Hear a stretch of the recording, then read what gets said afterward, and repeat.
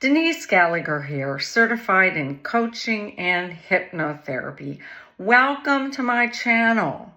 And I am no stranger to worry.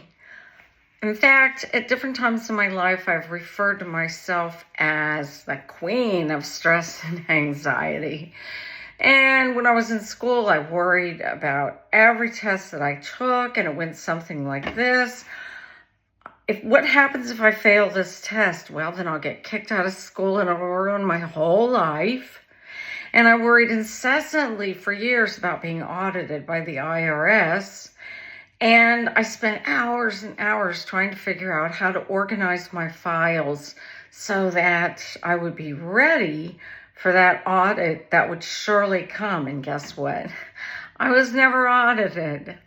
So worry, worry, worry. That's the name of the game. At different times in my life, hypnotherapy has helped me to manage stress and anxiety. And so I'm absolutely committed to helping others to manage better their own stress and anxiety. What do you do when you feel worry or stress creeping up on you? You know the feeling. I get that feeling right in my solar plexus. It's getting a grip on you, and you want to manage it in the moment so that it doesn't overwhelm you. Well, today I'm going to give you five things to do in the moment to keep the stress and anxiety from simply overrunning you. Okay, so number one, chances are that various muscles in your body are tense and tight. And so you want to loosen those up. And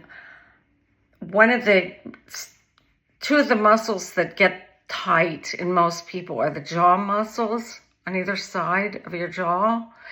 And so here's what to do. Take a big yawn, a voluntary one.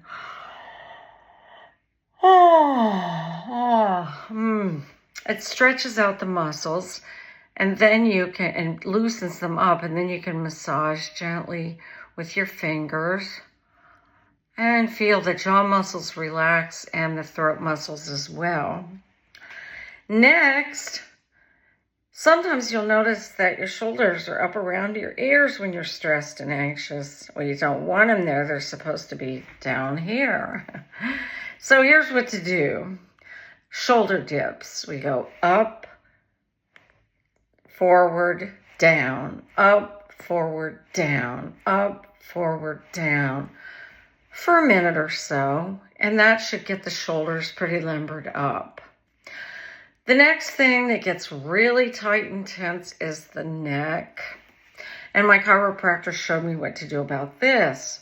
You can place your right hand on the left side of your head and pull gently, very gently to the left to stretch the muscles on the side of your neck. And then you tilt your head down so your chin is toward your chest. Move your hand back a little and pull very gently.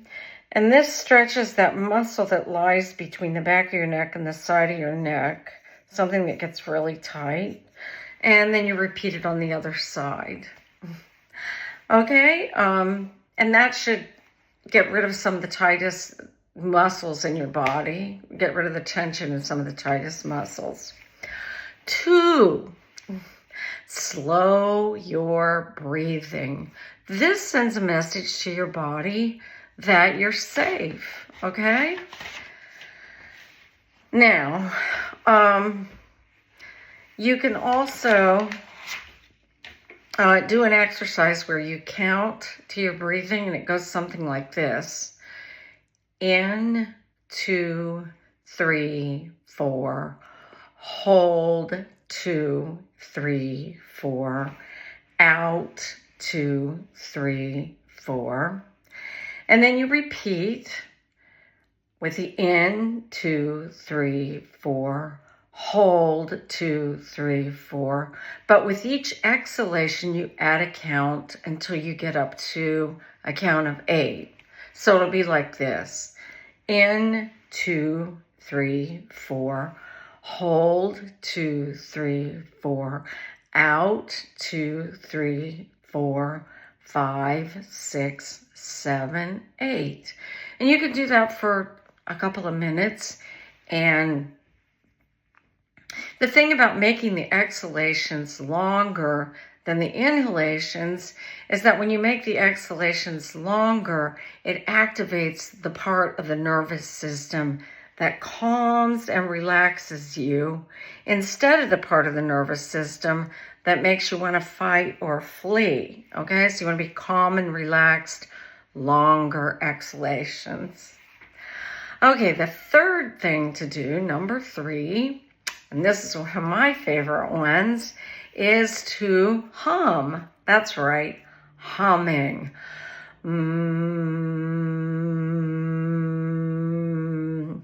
And I won't hum all the way out, but you can see that with a hum, you can lengthen your exhalation quite a bit. And it also vibrates the vocal cords down here. And when you vibrate your vocal cords, it activates your vagus nerve. Now, your vagus nerve starts in your head and reaches to most places in your body. In fact, it's the longest nerve in your body. And when you activate it, when you stimulate it, you activate the part of your nervous system that makes you calm and relaxed. Okay? So, hum away. Number 4.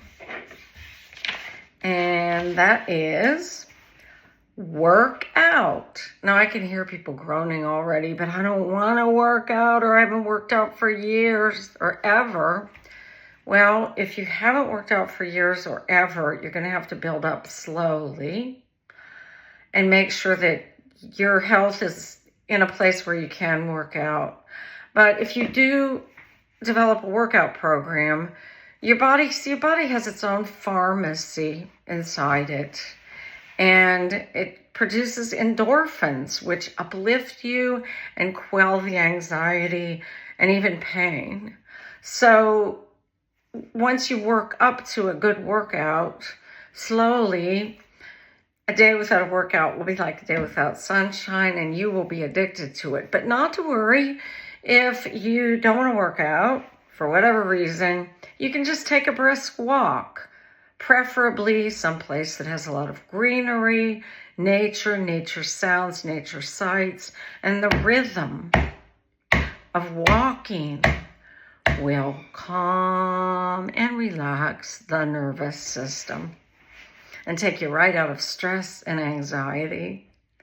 Now, number 5 is think of a word for each letter of the alphabet. For example, A is for activity, B is for beautiful, C is for calm, and so on until you get all the way through Z. And you may have to do this 2 or 3 times, okay? Now, the key is to choose words that are positive, and don't use the same words all the time.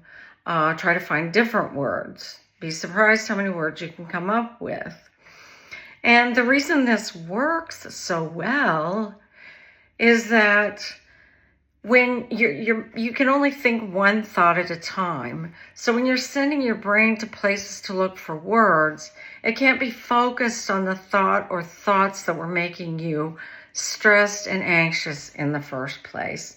And I found that this exercise works especially well if you wake up at night for whatever reason. Maybe you have to use the restroom and you go back to bed and then you're struggling to go back to sleep. 9 times out of 10, after you go through the alphabet 2 or 3 times, you're fast asleep again. Now, I'd love to hear from you. I'd love for you to try all 5 of these and pick the ones that work the best. Use 1 or 2 or use all 5. And let me know in the comments below how well these work for you. And as I said, hypnotherapy has helped me at various times in my life to manage positively the stress and anxiety. And if you'd like to explore how hypnotherapy could help you manage your stress and anxiety, you can send me a message at the link from the link below in the description.